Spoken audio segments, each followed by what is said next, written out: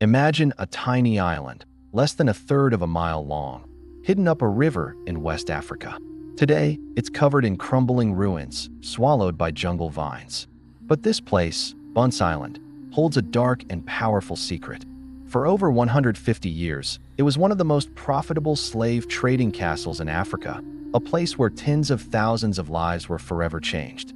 What happened here, and why does this small, forgotten island hold such a significant key to American history? Let's uncover the story of Bunce Island. Located on the Sierra Leone River, Bunce Island was strategically perfect for the transatlantic slave trade. It was far enough inland to be defensible, but close enough to the Atlantic for ocean-going ships to reach it. In the 1660s, English traders first established a post here, but it was in 1744 that things really took off when two London-based companies, Grant, Oswald and Company, and John and Alexander Anderson, took control. These weren't just random merchants. They were some of Britain's wealthiest and most well-connected businessmen. The island became a highly efficient, factory-like operation. European agents, known as factors, lived on the island in relative luxury, complete with a golf course and gardens. Their job was to purchase enslaved people from African traders who brought them from hundreds of miles inland.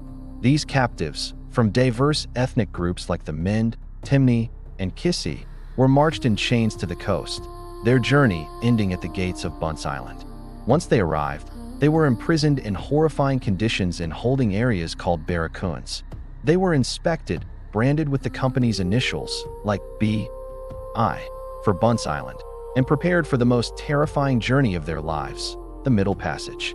The goal was to pack as many people as possible onto the slave ships. These vessels were floating prisons, where men, women, and children were chained together in cramped, dark holds with barely enough room to move. Disease, like dysentery and smallpox, spread like wildfire. The air was suffocating, and the suffering was unimaginable. For the estimated 10 to 15% who died during the voyage, their bodies were simply thrown overboard into the Atlantic, their final resting place the unmarked ocean floor. Now, here's where the story takes a fascinating and mysterious turn. While many slave castles existed in Africa, Bunce Island has a unique and direct connection to the United States, specifically to South Carolina and Georgia. This connection raises a question. Why were the captives from Bunce Island so specifically sought after in these two colonies? The answer lies in a single crop: rice. By the mid-18th century, South Carolina and Georgia had become epicenters of rice cultivation. But the European colonists had no idea how to grow this difficult crop. They needed experts.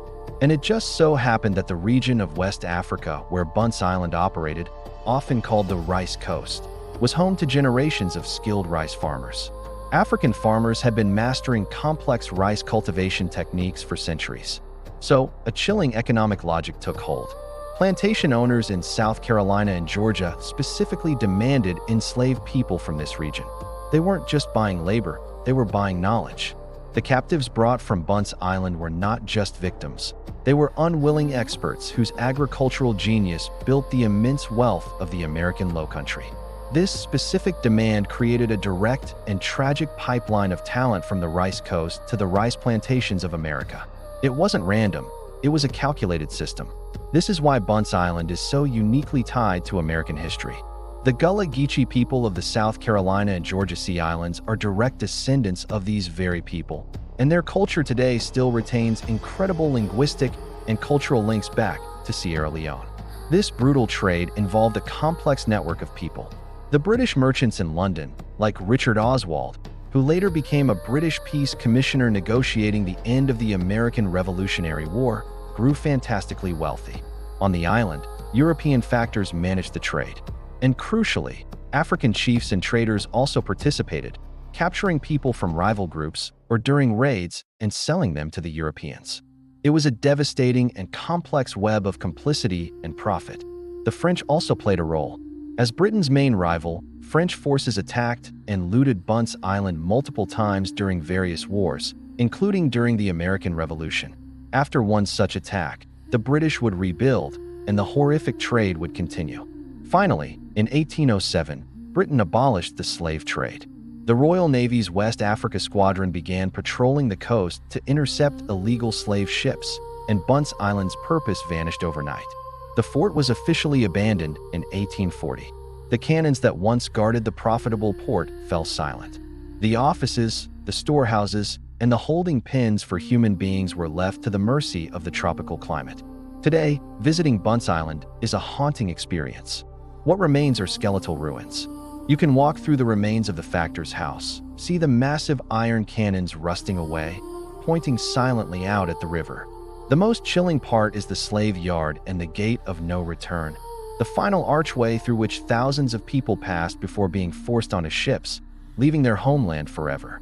The walls are crumbling, tree roots are splitting the foundations apart, and the silence is deafening. It's a powerful, raw memorial to the horrors that took place here.